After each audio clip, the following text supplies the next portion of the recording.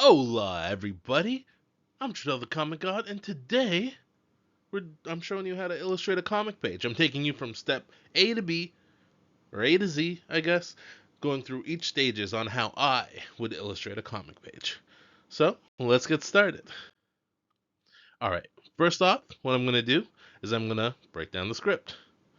The script is, depending on who writes it, if I write all my own scripts because usually I'm just doing the project for myself, which makes it very easy to translate. And but if you're working with someone else, it might be harder to interpret depending on the skill level of them and how you guys just vibe in general. But I'd say talk about it if you have any questions because it is important to visually understand what they're writing about. So you guys would work very close on the on breaking down the script and turning it into thumbnails at first. This is how a very loose interpretation of the script, as you can see here. I made these for one of my comics. I like to do multiples of these. Uh, for version 1, you can see it's a basic 6 panel thing. And then for version 2, it's a lot more than that. Oh, it's 7. But oh wait, no, it's also 6 panels. It's just laid out differently. And I think I went with version 2. So it's always good to do at least 2 versions if you're working for yourself, and you might have to do more if you're working with someone else. But you got to keep it nice and loose, and it's just this is just for you, just kind of like a broad layout on how you would think the page would look. And then next up, oh, before we go next, everything is in digital drawings because I I do everything digitally except for the thumbnails because uh, I'm used to sketching in physical. It's just more comfortable with me because I've been doing it all my life. But traditional work is awesome. If you work in traditional, that's honestly more power to you because it's harder, but it's so much better in many ways. But I don't do it mainly for speed and ease. It's easier just not to have 1,000 pages scattered around. I have enough pages of like random sketches and notes that I take. It's just easier to have everything in the computer for me. So that's why I do digital. But if you want something, if you want me to do a video on how the traditional process works, I can do that. Just let me know in the comments because I have done that in the past. I just this is my workflow now. So next up is the panels. So from your thumbnail, what you would do is I transferred it to digital and then I made this guy. So you know exactly where it is from the thumbnailing you did. This is a little different than both version 1 and 2. I think I kind of just mushed them together, but that'll happen and it ends up looking better because of it in my opinion. It just reads a lot clearer. But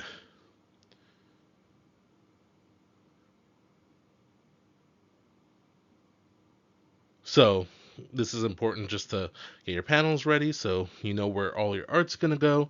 Um, and in the past, I heard that if you just blocking it out with just black lines is a no-go for some companies for some reason. It doesn't fit the vibe, but I like it. So that's what I do because I'm working on my own thing. So why not? So I don't know, you could be mindful of that if you're working with a writer or an editor, maybe ask, but I I like the way I divide them. It's simple and it makes it feel more cohesive. And I think that might be a problem with some people, but I like the page. I don't know, it's separate but together rather than just being separate. I think it's cool. Um, so you're free to explore, and with paneling, you should explore because you could get super complicated with it. I didn't put any versions of complicated panels here because I'm just showing you how I would do a page. But, well, if you want an expanded video on panels, let me know. But you can get really creative with panels. So keep that in mind and play around with it, especially if you're doing your own projects, because you can get some really cool stuff. If there's a video on YouTube, I forget the creator's name, but what it's doing is it shows how Witch Hat Atelier, how that manga plays with panels, and it's actually really good. So I'd go check out that. If you go Witch Hat Atelier paneling, I'm sure you'll find the video, and that one's awesome, and it's taught me a lot. So check that one out after this. All right, so now go from the panel to the rough. I put all. This is basically the thumbnail stage again, but in digital. It's very loose. Um, and yeah, it's very loose. It's just pretty much placing where it needs to be. And this one, you can show someone because it reads clear enough. And you make sure that, okay, does this make sense? It reads clear enough, but um, it's not super down and dirty, you know? And it doesn't have to be clean because we go on to the next step, which is you clean up the rough and you do a sketch. Um, and you could see where the final product is going to be so much clearer here. And in like the traditional art phase, this would almost be the penciling. If I was penciling an actual page, it would look a lot more pretty than this. But if we're translating it to digital, that's exactly the phase it is, because this is right before the inking phase. Um, so this is where you'd probably make any last minute changes if you were like, huh, something's not working. Let me try something else. But now let's go on to the ink and line work phase. I say line work because it's not actual ink, but again, mimicking the traditional way to do it. So I further cleaned it up. This one has some solid blacks as well. Sometimes I use the solid blacks on a different layer, and this would just be line work, and then later on I'd do the solid blacks, and then from that I'd go shadow and then down the ladder. But it was pretty uncomplicated here, so I just decided to do it on this one. Um, and I like the look of just the plain lines in this one particularly, but sometimes if you have a lot going on, it could look very it could look very complicated and messy, like everything is going on. You kind of have to squint. I've seen people making uh their line work before, and I've been like, what's going on? And then they do this phase where it's shadow, and then you can have a lot more depth. Um, which is good because if, let's say, this wall was blank and didn't have the pattern on it, he might blend in with the wall, and we don't want that. We want him to be far away from the wall. So having this dark is good to create depth, and depth is important. It can also create a good mood, drama or horror, or even if you play with light, how happy the place is. Um, and as you can see, my character's going through it, so he's covered in shadow. Um, and remember, it's not reality, so it doesn't have to be 100% correct how you're lighting it. If you do something to emphasize the story and emotion of the story, I think that comes first to rendering it closer to reality, in my opinion, anyways. But I think story comes first. And then light. I do this least out of all the elements I just talked about, because I save lighting for something special, like powers, for example. So here we have the effect of the lightning, and then we have the lighting on how the lightning works, or how it's playing off the character. And this is played for more drama, basically. It's a special moment. I think this is the first time we see a character use this specific ability, so I wanted it to be super interesting. Uh, and honestly, it's so fun to do just because I know it's a special moment. So having something, both the effect and the lighting, I think that's really fun. And honestly, I started drawing because of Dragon Ball. So anytime you get to do any power and effect of the power and whatever, my story hasn't gotten to Dragon Ball level where they're just blowing stuff up yet, but it's so fun. It's so cool to I just think it's so cool. I like making stuff like that. So lighting could be very fun. And everything I said about shadow, uh, favoring story and all that, I think reigns true to lighting as well, in my opinion. All right, so the color. This I don't color the interiors of my drawings. I leave it with line, shadow, and sometimes light. But if I was to do that, what I'd do is this, how I colored this lineup. Basically, this is just flat colors behind the line and light layer. And I think it looks pretty cool. So that's how I would do it.